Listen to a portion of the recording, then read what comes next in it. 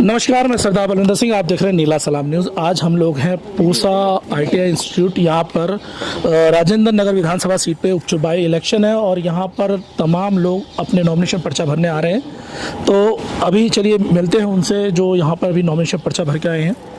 तो बात करते हैं कैसा अंदर पर्चा भर के आए हैं, उसके बाद क्या क्या तैयारी, किस बैनर तले वो चुनाव को लड़ रहे हैं और क्यों उन्हें ये लगता है कि दिल्ली सरकार इस बार बेहतरीन काम नहीं किया है। मैम, अभी आप नॉमिनेशन पर्चा भर के आई हैं, आप सबसे पहले नाम बताएं और किस विधानसभा से आपने पर्चा भरा है और किस पार्टी के बैनर पर? मेरा नाम शशि राजा, मैं दिल्ली डेमोक्रेटिक अलायंस की एक छोटी सी कार्यकर्ता हूँ और मैं राजेंद्र नगर विधानसभा से उपचुनाव के लिए पर्चा भर के आई हूँ।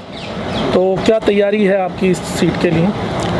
तैयारी यही है कि हमारी जनता बेरोजगारी, महंगाई और ठेकेदारी में पिस रही है, तो हम उसके लिए आवाज़ उठाएंगे क्योंकि महंगाई से भी बहुत दुखी हैं और नशे के लिए जो युवाओं को धकेला जा रहा है, अपने युवाओं को अवेयर करेंगे और सरकार का विरोध करेंगे कि इस पॉलिसी को ख़त्म किया जाए।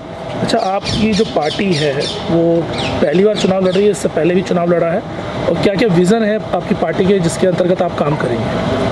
हमने पहले भी इलेक्शन लड़ा है। 2019 में लोकसभा के हमने 5 सीटें लड़ी थी और विधानसभा में 13 सीटें लड़ी थी।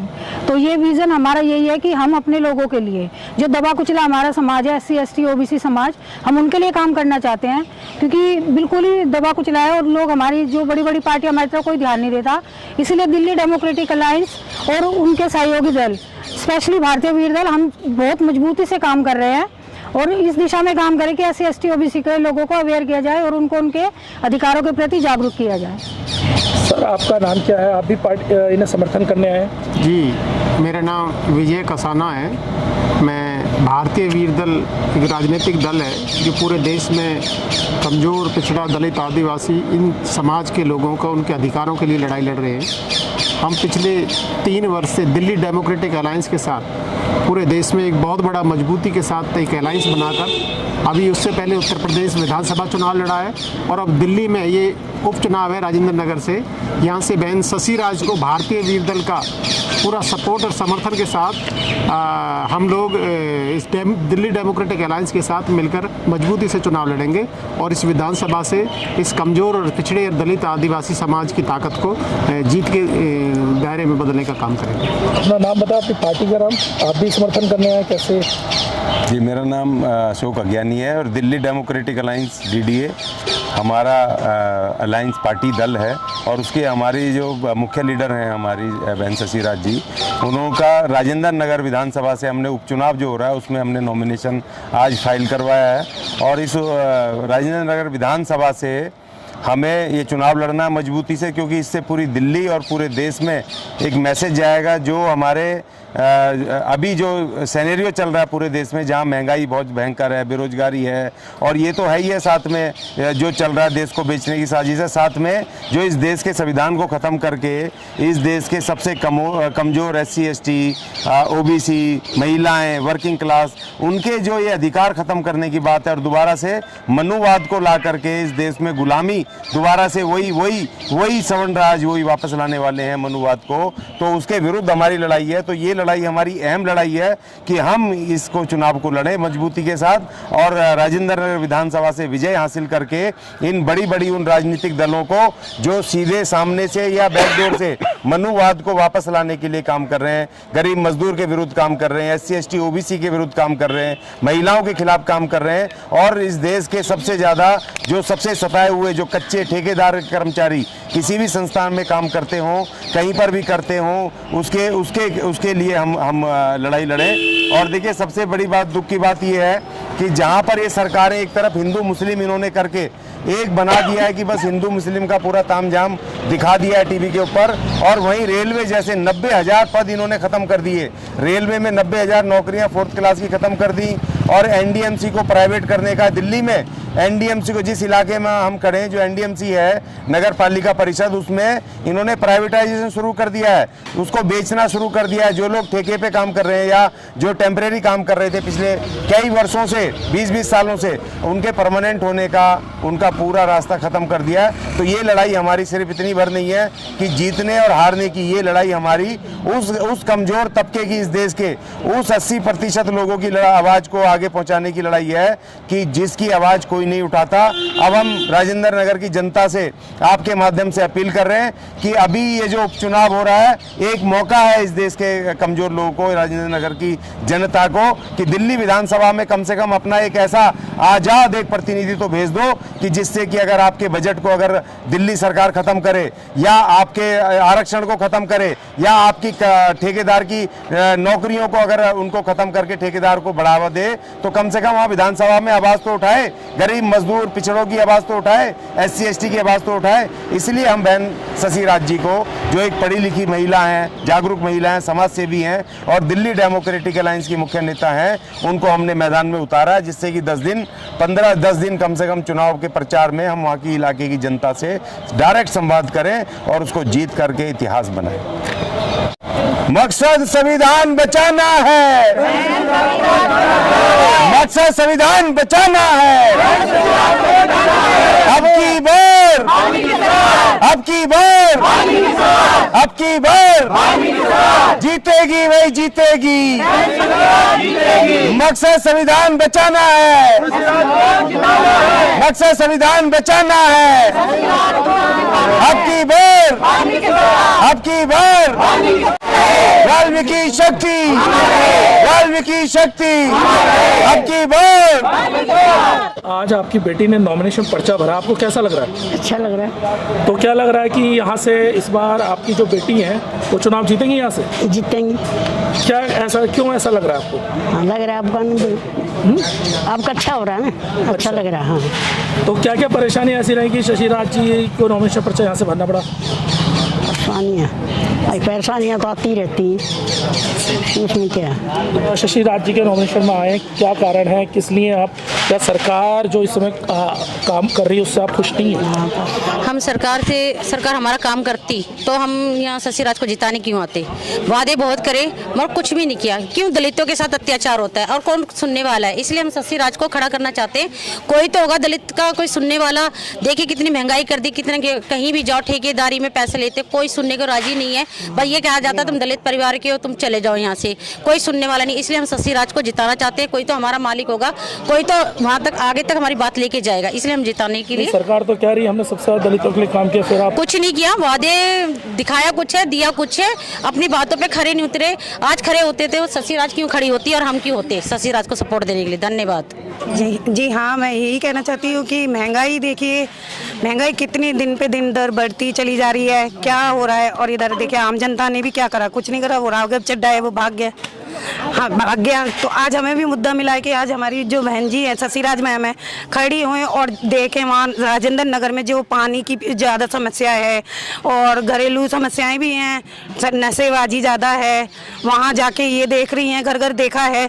तो हमने ये मुद्दा बनाया है कि अपनी जो मिशन वाल्मीकि सरकार है, DDA दिल्ली डेमोक्रेटिक अलायंस जो है, मैम लोकसभा भी लड़ चुकी है पहले, तो आज राजेंद्र नगर से मैम लड़ना चाह रही हैं और हम उनके फुल सपोर्ट में हैं। शशि राज को पहली बार तो मैं बधाई देना चाहती हूँ। पहले से वो काम कर रहे हैं और काम करते हुए देख भी रहे हैं जिस तरीके से वो काम कर रही हैं, तो हमें लगता है कि आने वाले समय में शशि राज जी बहुत अच्छा काम करेंगे।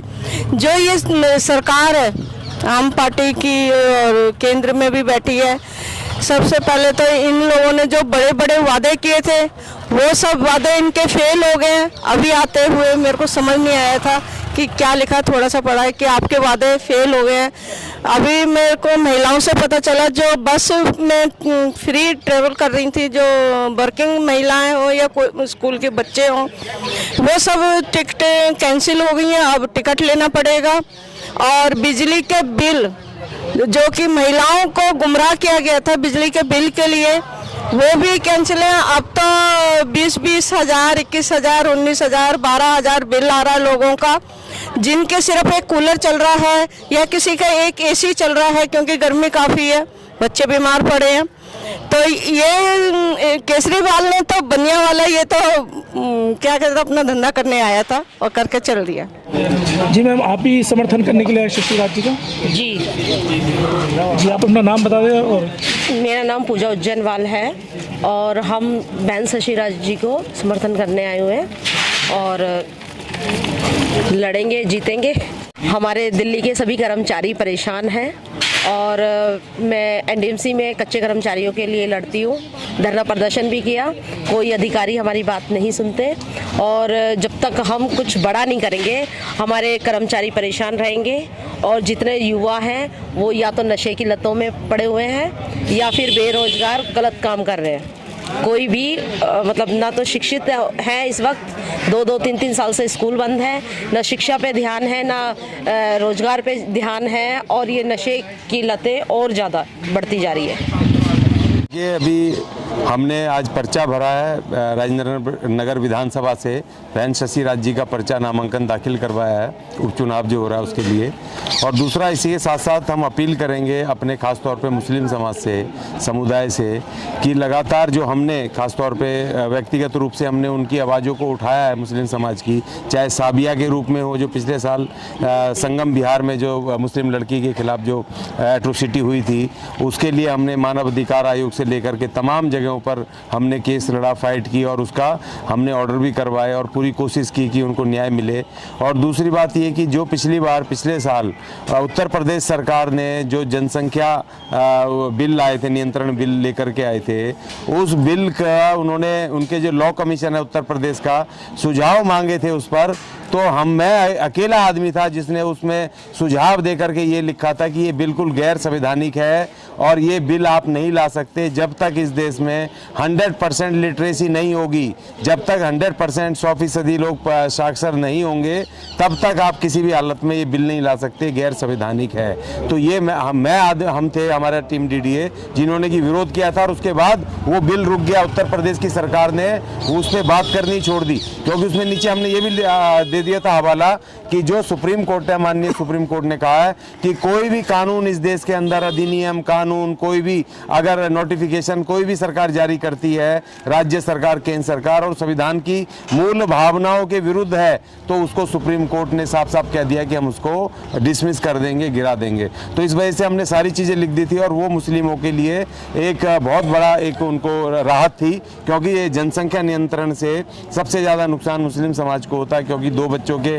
बाद उनको ना पढ़ाई का अधिकार था, ना उनको नौकरी का, सरकारी नौकरी का, ना किसी चीज़ का अधिकार। इन्होंने पूरी तरीके से आम जनता को पूरी तरीके से इन्होंने वोट के अधिकार से वंचित करना चाहते थे। तो ये हमने मुस्लिम समुदाय के लिए हमने काम किए हैं, काम तो और भी किए हैं, मगर इसमें और ख़ास तौर पे ये जो अभी मूवमेंट चला हमारा, जो संविधान बचाओ, संविधान 40 का जो मूवमेंट है, ये भी जो ये सांप्रदायिक जो हिंदू और ये मस्जिद और मंदिर, ये जो सांप्रदायिक इसको कर रहे हैं, इसमें भी हमने अपना दखल दिया और हमने 14 और 15 मई को दिल्ली में एक बड़ा जमावड़ा करके संविधान 40 हमने कहा कि भारत का संविधान का अनुच्छेद 25 ये कहता है कि सभी धर्मों को अपने अपने तरीके से अपने धर्म मानने की, उसके पूजा पद्धति करने की और शांतिपूर्वक तरीके से उसको मानने का, व्यवहार करने का सबको अधिकार है। इसलिए आप किसी भी धर्म को फोर्स नहीं करेंगे, किसी भी धर्म के खिलाफ नहीं करेंगे। तो उसमें भी हमने जो ये हिंदू मुस्लिम का मामला था, इसमें भी हमने पूरी मेहनत से करा। तो हम कहना चाहते हैं कि जो मुस्लिम समुदाय है, सिर्फ राजेंद्र नगर विधानसभा में नहीं, पूरी दिल्ली में उनको हमारे कैंडिडेट को तन मन धन से सपोर्ट करनी चाहिए, जिससे कि हम मजबूती के साथ चुनाव लड़ पाएं और जीत करके विधानसभा में फिर जितनी मजबूती से हम सड़कों पर आवाज़ उठा रहे हैं, उससे कहीं ज़्यादा मजबूती से हमारी बहन जी दिल्ली विधानसभा में अल्पसंख्यक समुदायों को लेकर के अपनी आवाज़ बुलंद कर सकें। देखिए, संविधान किसी एक व्यक्ति के नहीं है, ये पूरी दुनिया के लिए है, इसलिए ये लड़ाई संविधान के उसके दायरे में है।